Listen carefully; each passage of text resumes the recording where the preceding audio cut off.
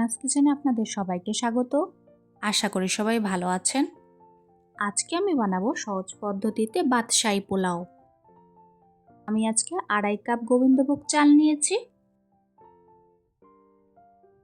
প্রথমে চাল ভালো করে ধুয়ে নেব।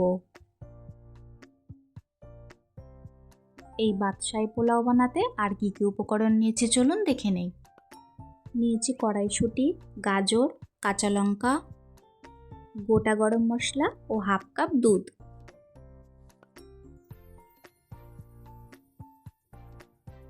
প্রথমে কড়াইতে 2 চামচ তেল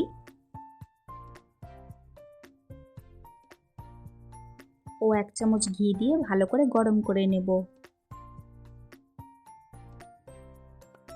ভালো করে গরম করে নিয়ে গোটা গরম মশলা দিয়ে দিব।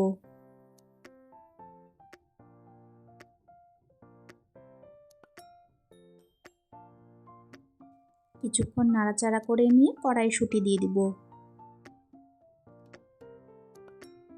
কড়াইশুঁটি দিয়ে হালকা করে ভেজে নিয়ে কেটে রাখা গাজর দিয়ে দিব।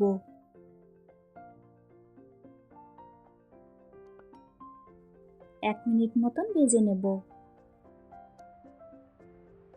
এখন এর মধ্যে ধুয়ে রাখা চাল দিয়ে দিব।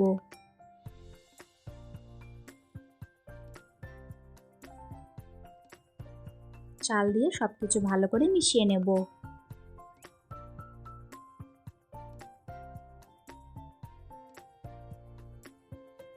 আজকের রেসিপিটা যদি আপনাদের ভালো লাগে আমার চ্যানেলটিকে লাইক, শেয়ার, সাবস্ক্রাইব করে আমার পাশে থাকবেন।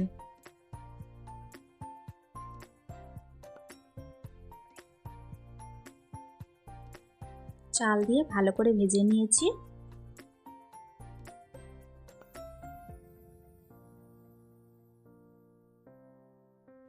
চাল ভালো করে একটু সময় নিয়ে ভেজে নিয়ে পরিমাণ মতো জল দিয়ে দিব।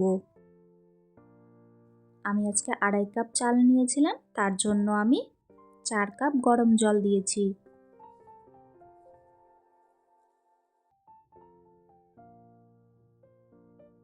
ও হাফ কাপ দুধ দিয়েছি। পোলাওতে দুধ দেওয়াতে পোলাওয়ের স্বাদটা দ্বিগুণ হয়ে যায়। পোলাও তো অনেকভাবে বানানো যায়, একবার আমার রেসিপিটি ফলো করে বানিয়ে খাবেন, আশা করি ভালো লাগবে।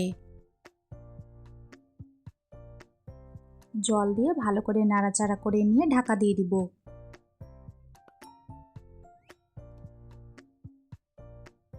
পাঁচ মিনিট পর আবারও একটু ভালো করে নাড়াচাড়া করে দেব।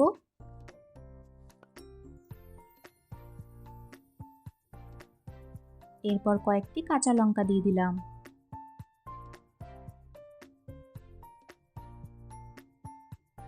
পোলাওয়ের সম্পূর্ণ জলটা শুকিয়ে নিয়েছি।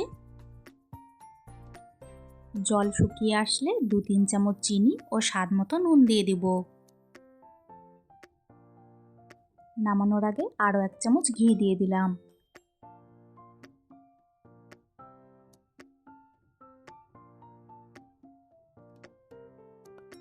ঘি দিয়ে আবার একটু ভালো করে মিক্স করে নেব।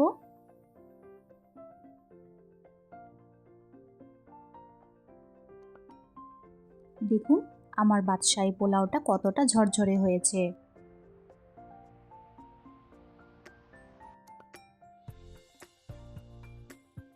ব্যাস তৈরি হয়ে গেল আমাদের আজকের রেসিপি, খুবই টেস্টি বাদশাহী পোলাও।